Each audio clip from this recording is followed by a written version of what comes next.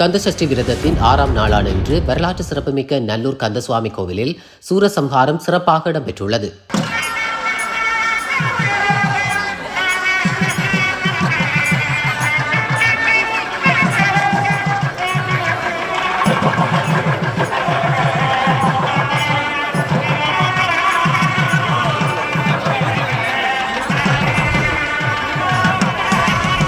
அஸ்விசும சமூக பாதுகாப்பு திட்டத்திற்கு தகுதியான நபர்களை தேர்ந்தெடுக்கும் போது புதுப்பிக்கப்பட்ட மற்றும் துல்லியமான தரவு கட்டமைப்பு அவசியம் என உலக வங்கியின் பிரதிநிதிகள் வலியுறுத்தியுள்ளனர். அத்துடன் இதற்கு தேவையான தொழில்நுட்ப மற்றும் சர்வதேச அனுபவத்தை வழங்க தயாராக இருப்பதாகவும் அவர்கள் தெரிவித்துள்ளனர். பொருளாதார அபிவிருத்தி குழுவின் உறுப்பினர்கள், பாராளுமன்ற உறுப்பினர்கள், உலக வங்கியின் பிரதிநிதிகள், நிதி திட்டமிடல் மற்றும் பொருளாதார அபிவிருத்தி அமைச்சின் அதிகாரிகள் கடந்த 22ஆம் தேதி பாராளுமன்றத்தில் நடைபெற்ற கூட்டத்திலேயே அஸ்விசும திட்டம் குறித்து இவ்வாறு தெரிவிக்கப்பட்டுள்ளது. சமூக பாதுகாப்புக்கான தரவு தளத்தை உருவாக்குவதன் மூலம் உண்மையிலேயே வறுமை கோட்டின் கீழ் உள்ளவர்கள் மற்றும் பாதிக்கப்படக்கூடிய தனிநபர்கள் குடும்பங்களை அடையாளம் காண முடியும் என உலக வங்கியின் பிரதிநிதிகள் குறிப்பிட்டுள்ளனர்.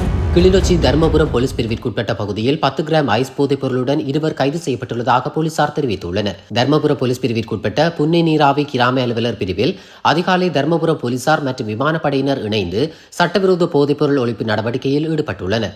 இதன்போது மோப்ப நாயை வைத்து பல வீடுகள் சோதனை செய்யப்பட்டுள்ளது. இதன்போது சட்டவிரோத கசிப்பு 40 லிட்டருடன் சந்தேக நபர் ஒருவர் கைது செய்யப்பட்டுள்ளார். அத்துடன் அதே பகுதியில் 5 கிராம் 50 மில்லி கிராம் ஐஸ் போதைப் பொருளுடன் பெண் ஒருவரும் 5 கிராம் 100 மில்லி ஐஸ் போதைப் பொருளுடன் ஆண் ஒருவரும் கைது செய்யப்பட்டுள்ளனர். கிண்ணியாவுக்கும் குறிஞ்சாக்கேணிக்கும் இடையிலான படகு பாதை சேவை உத்தியோகபூர்வமாக ஆரம்பிக்கப்பட்டுள்ளது. வெளிவிவகார மற்றும் வெளிநாட்டு வேலைவாய்ப்புகள் பிரதி அமைச்சர் அருண் ஹேமச்சந்திரா இந்த சேவையை ஆரம்பித்து வைத்துள்ளார். தற்போது குறிஞ்சாக்கேணி பால நிர்மாண பணிகள் நடைபெற்று வருவதால் பொதுமக்களின் நன்மை கருதி இந்த படகு சேவை தற்காலிகமாக ஆரம்பிக்கப்பட்டுள்ளது. 2 வருடங்களில் பாலத்தின் முழுமையான கட்டட நிர்மாண வேலைகள் நிறைவடையவுள்ள நிலையில் அதுவரைக்கும் இந்த படகு பாதையில் சேவை செயற்பட உள்ளது. மேலும் பாதுகாப்பற்ற படகு சேவை காரணமாக 2021ஆம் ஆண்டு ஒரு தனியார் படகு ஆற்றில் கவிழ்ந்து 5 மாணவர்கள் உட்பட 8 பேர் உயிரிழந்த துயர சம்பவத்தை தொடர்ந்து பொதுமக்களின் பாதுகாப்பான பயணத்திற்கு முக்கியத்துவம் அளித்து சொகுசு இயந்திர படகு ஒன்று இன்றைய தினம் சேவையில் ஈடுபடுத்தப்பட்டுள்ளது. மோட்டார் சைக்கிள் பந்தயங்களில் பங்கேற்ற 8 மோட்டார் சைக்கிள்களுடன் 8 சாரதிகள் கைது செய்யப்பட்டுள்ளதாக கொட்டாவ போலீசார் தெரிவித்துள்ளனர். கொட்டாவ கொரோனா 280 பேருந்து வழித்தடத்தில் இந்த சம்பவம் இடம்பெற்றுள்ளது. மத்தேகுட, பிரம்மநாகம, கலல்கொட, ருக்மல்கம, பத்ரமுல்லை மற்றும் ஹிரிப்பிட்டிய ஆகிய பகுதிகளைச் சேர்ந்த 20 முதல் 25 வயதிற்குட்பட்டவர்களே இவ்வாறு கைது செய்யப்பட்டுள்ளனர். 119 அவசர எண்ணின் மூலம் அதிக சத்தம் எழுப்பி பொதுமக்களுக்கு சிரமத்தை ஏற்படுத்தும் வகையில் மோட்டார் சைக்கிள் பந்தயங்கள் நடத்தப்படுவதாக போலீசாருக்கு கிடைத்த தகவலின் அடிப்படையில் மேற்கொள்ளப்பட்ட சோதனையின் போது போட்டியில் பங்கேற்ற 8 மோட்டார் சைக்கிள்கள் தடுத்து நிறுத்தி குறித்த 8 சாரதிகளும் கைது செய்யப்பட்டுள்ளனர். கணேமுல சஞ்சீவ படுகொலையுடன் தொடர்புடைய இஷாரா சவ்வந்திக்கு உதவிய ஆனந்தன் என்பவரின் வீட்டில் ஆயுதங்கள் கைப்பற்றப்பட்டுள்ளதாக கொழும்பு போலீஸ் குற்றத்தடுப்பு பிரிவினர் தெரிவித்துள்ளனர். இஷாரா சவ்வந்தி இந்தியாவிற்கு தப்பிச் செல்ல படகு ஏற்பாடு செய்து கொடுத்து உதவியமை தொடர்பில் கைது செய்யப்பட்டு போலீஸ் தடுப்பு காவலில் வைக்கப்பட்டுள்ள ஆனந்தன் என்பவரின் வீட்டில் மேற்கொள்ளப்பட்ட சோதனையில் ஆயுதங்கள் கைப்பற்றப்பட்டுள்ளது. ஆனந்தன் வழங்கிய தகவலுக்கு அமைய யாழ்ப்பாணத்தில் உள்ள அவரது வீட்டில் மேற்கொள்ளப்பட்ட சோதனையில் இந்த துப்பாக்கிகள் மற்றும் தோட்டாக்கள் கைப்பற்றப்பட்டுள்ளன. பிஸ்டல் ரக துப்பாக்கிகள் 2, 9 மீமி ரக தோட்டாக்கள் 6 உள்ளிட்ட ஆயுதங்களே இவ்வாறு கைப்பற்றப்பட்டுள்ளதாக கொழும்பு போலீஸ் குற்றத்தடுப்பு பிரிவினர் தெரிவித்துள்ளனர். மத்திய அதிவேக நெடுஞ்சாலையில் அதிகாலையில் இடம்பெற்ற விபத்தில் ஒருவர் உயிரிழந்துள்ளதுடன் 2 பேர் படுகாயமடைந்துள்ளதாக போலீசார் தெரிவித்துள்ளனர். கார் ஒன்று முன்னால் பயணித்துக் கொண்டிருந்த லொரியுடன் மோதியதில் விபத்து இடம்பெற்றுள்ளதாக போலீஸ் விசாரணையில் தெரியவந்துள்ளது. காயமடைந்தவர்கள் சிகிச்சைகளுக்காக குருநாகல் பொது வைத்தியசாலையில் அனுமதிக்கப்பட்டுள்ளதாக தெரிவிக்கப்பட்டுள்ளது. காரின் சாரதி உறங்கியதால் இந்த விபத்து இடம்பெற்றுள்ளதாக போலீசார் தெரிவித்துள்ளனர். வவுனியா புளியங்குளம் வடக்கு ஏனையின் வீதி புதூர் சந்தியில் தோட்டக்காணி ஒன்றுக்கு போடப்பட்டிருந்த மின்வேலியில் சிக்கி யானை ஒன்று உயிரிழந்துள்ளது. காலை தோட்டத்திற்கு சென்ற விவசாயி யானை ஒன்று இறந்து கிடந்ததை அவதானித்ததை அடுத்து அயலவர்களுக்கும் கனகராயன்குளம் போலீசாருக்கும் தகவலை வழங்கியதை அடுத்து அதிகாரிகள் சம்பவ இடத்திற்கு சென்று பார்வையிட்டுள்ளனர். இலங்கையின் ஏற்றுமதி அபிவிருத்தி வலயங்களில் கஞ்சா பயிற்சியை மேற்கொள்ள வெளிநாட்டு முதலீட்டாளர்கள் பலரும் ஆர்வம் தெரிவித்துள்ளனர்.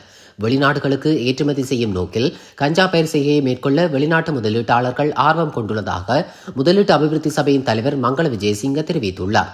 ஹாங்காங் மற்றும் தாய்லாந்து போன்ற நாடுகளைச் சேர்ந்த முதலீட்டாளர்களே பெருமளவில் கஞ்சா பயிர் செய்கை தொடர்பில் ஆர்வம் கொண்டுள்ளனர் என அவர் மேலும் தெரிவித்துள்ளார். யாழ்ப்பாணம் சுன்னாகம் போலீஸ் பிரிவிற்குட்பட்ட புன்னாலைக்கட்டுவன் பகுதியில் 33 வயதுடைய ஹெரோயின் வியாபாரியொருவர் கைது செய்யப்பட்டுள்ளார். குறித்த கைது நடவடிக்கையானது அதிகாலை இடம்பெற்றுள்ளதுடன் இதன்போது அவரிடமிருந்து 2400 மில்லிகிராம் ஹெரோயின் மீட்கப்பட்டுள்ளது. யாழ் மாவட்ட சிரேஷ்ட போலீஸ் அத்தியட்சகரின் கீழ் இயங்கும் போலீஸ் புலனாய்வு பிரிவினருக்கு கிடைத்த ரகசிய தகவலின் அடிப்படையில் சுன்னாகம் போலீஸ் நிலைய பாரிய குற்றத்தடுப்பு பிரிவு பொறுப்பதிகாரியின் தலைமையிலான போலீஸ் குழுவினரால் இந்த கைது நடவடிக்கை முன்னெடுக்கப்பட்டுள்ளது.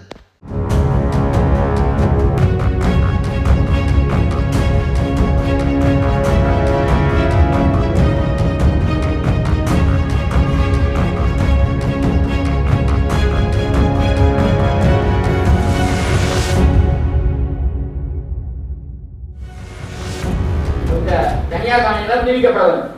அவை நீங்கள் இன்னைக்கு ஜனாதிபதிக்கு ஒரு தீர்மானத்தை எடுக்கலாம். எங்கள்ட காணிகள் தனியாட்ட காணிகளை முழுமையாக ராணுவ தலைவர் ராணுவம் காடுகளை மக்கள் காணி என்ன மக்கள் காணியில விவசாயம் செய்யும்.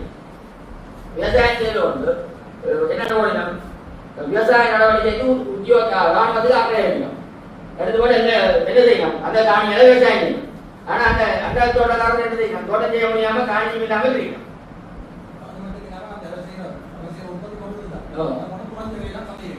அவைக்கு உற்பத்தி செலவில்லை தானே இந்த காணிக்கு வாடகை இல்லை.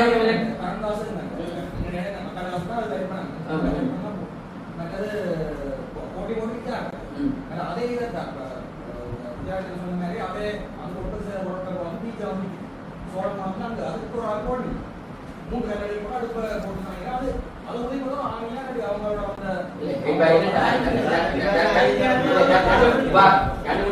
முதலாவது தனியார் காணிகளை உடனடியாக விடுவிக்க வேண்டும் என்றும் ஜனாதிபதிக்கும் பிரதமர் கடிதத்தை நாங்கள் அனுப்புவோம். நீங்கள் சொன்ன அப்புறம் என்சிசி பஸ் கடல் இப்ப என்சிசி பஸ்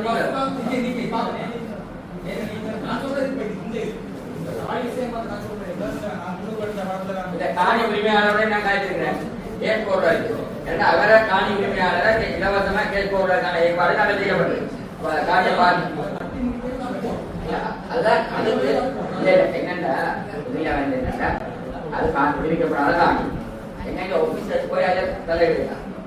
நான் என்ன செய்யலாம் அந்த காணி ஓனர் கல்ல போடுறீங்க தங்க காணிக்கு கடினம் நாங்கள் ஓய்வுக்கு போட்டா ஓய்வு எழுதினோம் அந்த காணிகளினம் ராணுவத்தில் எந்த கையளிக்கப்படாத காணிகளாக இருக்கிறேன்.